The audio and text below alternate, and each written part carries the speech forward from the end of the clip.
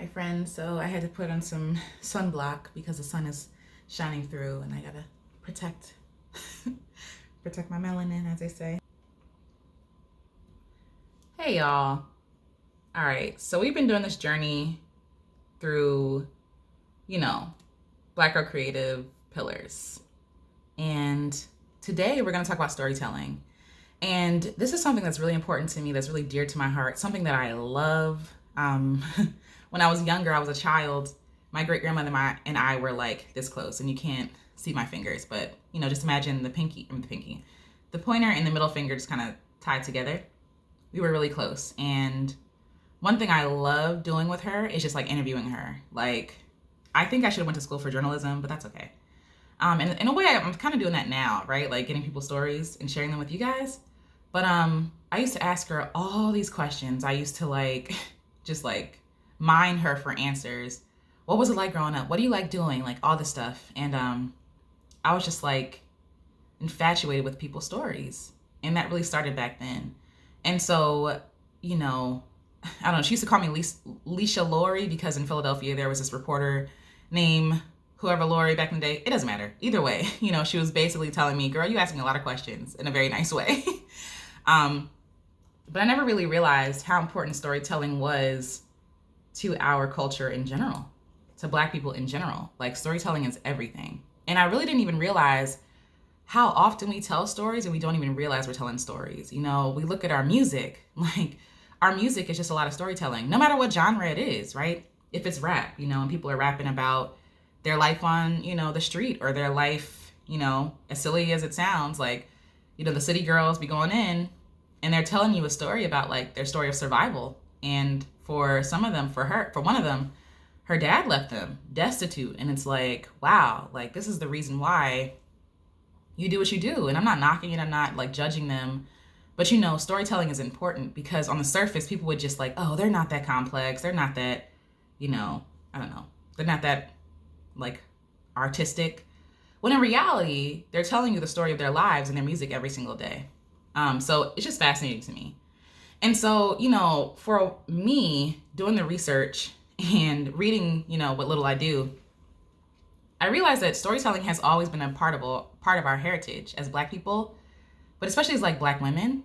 Again, I'm an American, so my people got here by way of the Atlantic slave trade, and storytelling was everything. They weren't allowed to read or write. They weren't allowed to, do a lot of things. And so they thought, as in the masters and all these other people, thought that they would, if you don't let them read and they'll be fine. Everything will be fine.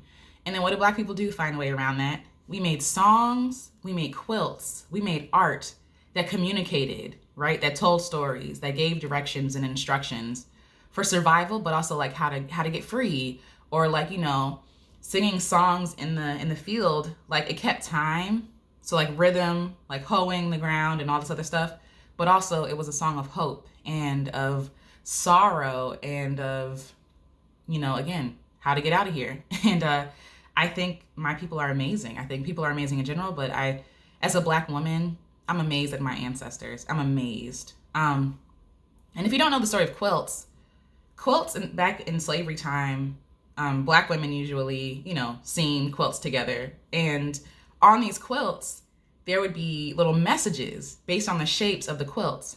And so I interviewed Alexis Flanagan, and I'll share her interview with you all soon. But she is repainting things, repainting patterns, those same patterns on her own. And it really is really a connection for her to her ancestors. This is the story that they were telling. This is the instructions they were giving and all that good stuff, So anyway, the quilts would have little shapes on them, and they would have messages on them, directions on how to get free, and other stuff like that. Other things they weren't allowed to explicitly write down because a lot of them didn't have written English language, right? So they had to make their own. You talk about creativity and resilience, that's crazy. So they made their own, and so they were able to communicate with one another. And even in buildings, certain shapes, in the Underground Railroad, this is the shape of a safe place. And so it went undetected for years, for years. And again, this is the power of storytelling. And so what's crazy is that these quilts that they made, they would lay, like the white people would lay under them. You know what I'm saying? And it's like, it's a slap in your face because you think that I'm dumb. You think that I'm illiterate. You think that I am unskilled, and you're laying underneath a pattern to get out of here. Right? Like you're laying under it. So anyway, I just had to say that because I think that's amazing. So storytelling has always been an integral part of our heritage. Even beyond slavery, oral history is huge. Like even in other cultures, right? Like oral history being passed down generation to generation to generation. Before there was the Bible, right? Oral history. And the benefit of oral history is that it is repeated, it is kept in the community, it's kept alive, and it's also helping to cherish and to treasure our story, to be able to hold on to it for generations and generations and generations. And so even though they took away the ability to write and read from us, we were still able to still share those same stories. So even in the songs, Go Down Moses, right? Like this is still oral storytelling. And so I'm sure in other parts of the world, in other countries, the same thing existed. I'm pretty sure, right? And I feel like even our music, like I said today, does the same thing. It's oral storytelling. It's all storytelling. It's all storytelling. And so storytelling is something that we couldn't not include in Black Girl Creative. One, because it's so important to Black history here in America, but also because this is how we survive. This is how we thrive, by other people's stories, anecdotes and, what is the word? Folklore. Like the reason why these stories were told were also to tell and to teach lessons, not just like, for the sake of telling these stories, right? To teach lessons, to encourage and inspire people to hope and to dream and to trust, and to influence a whole group of people, and again, through our music, you see that happening. Through our books, you see that happening. Through even meme culture, right? You see that happening. There's a thing called Black Twitter, for all of you who don't know. I'm pretty sure most of y'all know. And it's things that like Black folk would get, things that Black people would understand. And it's amazing to me how, even though Black people have been raised up in different parts of the world, how a lot of our experiences are similar, right? There are things that just Black people don't do. There are things we don't say. There's like this universal experience that Black people have with one another. And I feel like a big part of that is storytelling, whether through music, whether through traditions. There's still a line where it's like, oh yeah, that's my sister from the UK. Oh yeah, we don't do that either. You know what I'm saying? Like there's still some familiarity between Black people across the globe. And it's because of storytelling. It's because of tradition. It's because of heritage. It's because of holding dear, like what we considered something to be treasured, what we considered sacred. And so we believe here at Black Girl Creative that having a safe place to unburden, like I said, to be all of yourself, like we talked about before, is important, but also having a place where Black women can share their stories and their art in the world. That's important to us because, like we know, again, people are not really interested in, sharing Black art. Black art is desecrated. Black art is torn down. Here in the DMV, Black Lives Matter Boulevard, there was like this fence around this fence up, and people were putting up their art and their posters and stuff, and people were just tearing it down. This was art. Like people were tearing it down. We were in North Carolina with my in-laws, and this was during like the wake of the protest for George Floyd, and there was a mural made of him. People came and threw the paint on the wall. There's just something triggering about Black art, about Black faces, Black features that the world hates. The world hates. It tells us every single day that it hates us. And so while I have a platform, while I'm alive and breathing, this will always be a platform to uplift other Black women, so other Black women can tell their own stories, can own their stories and not have to apologize for who they are, their experiences, the way that they think, right? They don't have to do what the world tells them to do every single day. Not if I'm here. Nah, that's not going to happen. And again, art, even like rap, right? People look down at rap because they're like, oh, that's not art. Rap is poetry. Like rap is beautiful. It's sacred, right? And even the history of rap is beautiful and sacred. And so what I'm not going to do here is be like, this story is important and this one's not. No, we're going to come together and share all of our stories because they're all important. Because again, we're like this tapestry woven together where every what do you call it? Fabric is different, but put together, it makes a beautiful tapestry. And so we believe in creating platforms for Black women made by Black women. My dream for this is to be able to have Black women come here and teach classes, for Black women to come here and give talks, and to be able to, sell their things and do all this stuff. And all this stuff is in the works. But for right now, what's really important for me is to get Black women's stories out there. So again, Black women's stories teach, they inspire, they encourage, but they also allow other Black women to feel like they're less alone, right? They're like, oh my God, I went through that too. That was my experience too, right? Like, I know what it feels like to go to work and have to dumb down myself, you know what I'm saying? Or have to code switch. I know what it's like to go to a restaurant and you don't want to get too upset because you don't want to be looked at as the angry Black woman, no matter where you are in the world, because we're looked at as, overly emotional or bitter or angry or whatever it is, even if it's something that we have the right to be angry about. You know what I'm saying? I look at the different narratives, right? Here in the US, y'all saw, the whole world saw what happened when people stormed the Capitol and, they were terrorists. I'm just gonna say what it is. They were terrorists, they stormed the Capitol, and the narratives used to describe them versus the narratives used to describe people marching for justice and for cops to actually serve and protect like they said they're gonna do, right? Two totally different narratives, oh, well, the people who stormed the Capitol, oh, well, they're just trying to protect democracy and they're just fighting for the country and, whatever, they're just justly angered or whatever. Meanwhile, we're protesting for life. We're protesting for the sanctity of life, for people's lives to be looked at as sacred. Like, people are so triggered by Black Lives Matter when all they're saying is that we matter too. Y'all treat us like we don't matter, but we do matter. That's all we're saying. But they will come in every chance they get and be like, no, it's all lives matter. Well, sir, if all lives matter, I wouldn't have to sit here with this picket sign and say Black Lives Matter. I wouldn't have to get through your thick skull. And if Black Lives Matter, you'd be like, yeah, they do. They did. Like, if all lives matter, you'd be like, yeah, they do matter, right? So coming back, I digressed. But you see how Black lives, Black stories, Black art, Black experiences, Black people in general, Black bodies, like, they're thrown away as unimportant, as, an inconvenience, as an inconvenience disrupting the lives of regular people.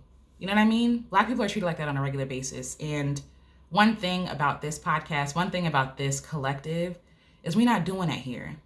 We're not going to do that. And I don't want you to do that for yourself either. Like, I want you to be able to come in this place, in this sacred space, and take a deep breath and to be all of yourself and to be like, I'm pissed off because this person treated me like this yesterday in the street and I wanted to go off, but I was scared for my life and I didn't because I didn't want to get in trouble.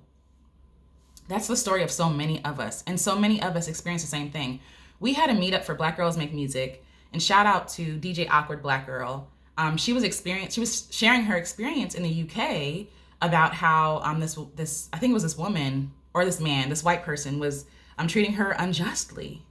And this is stuff like, it's crazy because you think your experience is the only experience like it, and it's not. It's not.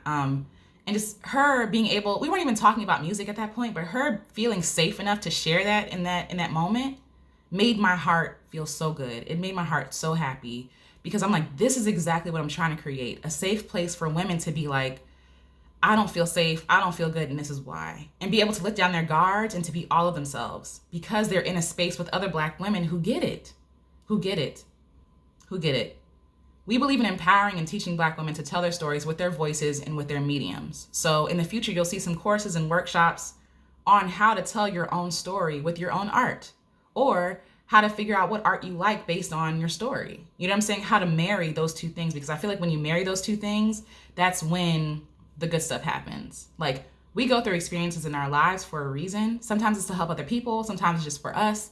But a lot of times it's to influence every part of our lives, right? And so when those parts of our lives change, then we can make change in other people as well and in the world. And we champion Black women to create the table for themselves. So, a lot of people, I feel like it's trendy now to be like, Black Lives Matter, and to be like, oh, we have to put more Black people in executive positions, or like giving us everything that we didn't ask for, right? We didn't ask to be on Bachelor. We don't care. Like, that space was never created for us. And then that's a whole other conversation. But the black guy on there anyway, like he made it very clear in the beginning that like, oh, I might not choose a black woman, right? So again, it's just reinforcing this idea. But anywho, so I digress. Let me come back. But at the same time, oh, let us put some black people, we'll appease the blacks by just putting them in the public spaces, in the public eye. And it's like, how long will this last, right? One, we didn't ask for this, but two, like it's really not making the important changes that we need to see in the world. You know what I'm saying? You think it's revolutionary and we're just like, girl, we don't even watch The Bachelor. You know what I'm saying? Like some people do, but most of us don't watch The Bachelor. And so these tables for us are only going to be temporary because this is a pattern, right? It's a pattern where, oh, you know, Black lives does matter. Let's appease the black people. And then we're going to go back when it's convenient, when no one's talking about it anymore, when it's not popular or trendy, when it's not going to get us sales. We're going to stop talking about Black lives and their importance. And we're going to go back to what we were doing in the first place. And so I'm not waiting for the world to give me a table. I'm not waiting for someone to give me a handout because it's not going to happen. They don't value my life. They don't value me. They don't value you. They don't value my people. And so because of that, I know that I have to take it in my own hands and create my own thing. And that's been the story of black people everywhere, right? Black Wall Street, you know what I'm saying? Like black towns and communities and businesses. Like we're not waiting for you to hire us. We're not waiting for you to approve of what we're doing. We're not waiting for you to give us like the equality we're looking for. I don't really believe we'll ever really get the equality we want in America. I don't think that's going to happen.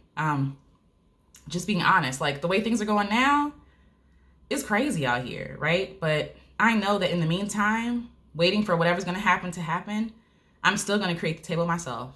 God gave me a microphone. He gave me the internet. He gave me a husband who knows how to work audio and stuff like that. He gave me y'all, you know what I'm saying? And so what am I going to not serve you guys because I'm like, oh, well, I'm going to wait for a grant from no, I'm not going to try to prove myself worthy of serving my people. And in the same way, I don't want you to wait for the same thing. Don't wait for a table because they're not going to give it to you, sis. And if they do, it's going to be like dangled in front of you and have all these attachments to it. And like, no, do it yourself. Do it yourself. Create your own table. They don't want to sign you to a label. Create your own.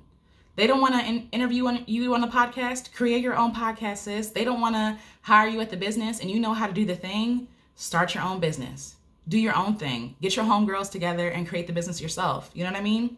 And I feel like that mindset, that's how I'm starting to think now. It's like more communal. And how can I get other people's stories in the forefront? How can I get their art in the forefront when they would be overlooked or, you know, like, oh, or the token black artist of the month? No. I want to highlight people in progress and process because they're worthy already. So again, we champion black women to create the table for themselves and other black women, right? So not just for themselves, bring your homegirls too, bring your community too, instead of waiting to be invited, right? So we have courses, we have lectures and literature and media that we'll be putting out soon to help people do those things. Our podcast, Black Girl Creative, champions, celebrates, and uplifts women, black women creatives by allowing them to share their voices, their stories, and creativity with the world. So not only do we have interviews coming up, but I really want to hear from you guys. Like, again, send me a DM. I respond. You know what I mean? Like, this last week has been overwhelming, but I will get to every DM. I will respond. I want to hear your story. I want to share your story with the world. I want you to share your art with the world. And if I can do that here, that's what I'm going to do by any means necessary. But also, again, if you have a voicemail you want to send in to the podcast, I'll play it here so that other people can hear your voicemail. Any tips, any questions you might have.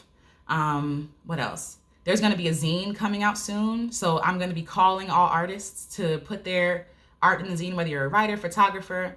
They're going to be playlists. So even if you're a musician or a DJ, send me your playlist. You know what I'm saying? Send me your songs and I'll add you to the playlist so other people can hear you. Like, I'm really about this community thing, y'all. I'm really about telling people stories. I'm really about inspiring black women to get up and do the things. And again, all the details will be coming out about that soon. But I just want to touch on storytelling today because, again, it's really important to Black girl creatives and black women in general. And I want you to tell your own story. I want you to create the table for yourself and for your homegirls, for your sisters, for your friends, all them people, for your mommies, your aunties, your daughters. Like, create the table because historically, no one has made a table for us, sis. And if they do, they tell us how we can sit at it. They tell us for how long we can sit at that thing. They tell us, we can talk about this, but not this. Like it has to be ad friendly. No, do your own thing. Do your own thing and watch God move. Watch God move when you do the stuff that you're supposed to do. There's nothing wrong with being proud of yourself. I don't think that's prideful. I think that's important. I think God wants us to look at ourselves as masterpieces and to see us as worthy. And you are worthy and you are a masterpiece. And I want you to get out there and do your thing. And I cannot wait to share these stories of these Black women that I have. I'll be interviewing more people. So if you're interested in being interviewed, please let me know. I would love to interview you and to share your art with people, with the platform that I have. So until next episode, you guys, keep creating, keep telling your story, your art. You are invaluable. Like, you're invaluable. And don't allow society to lie to you any longer and tell you that your stories and your life and your art and your being does not matter, because it's not true. So until next episode, you guys, we're going to get into healing next episode. It'll probably be a short episode, but I still think it's important to talk about. So until next episode, you guys, keep creating. I love you. Talk to y'all soon. Okay?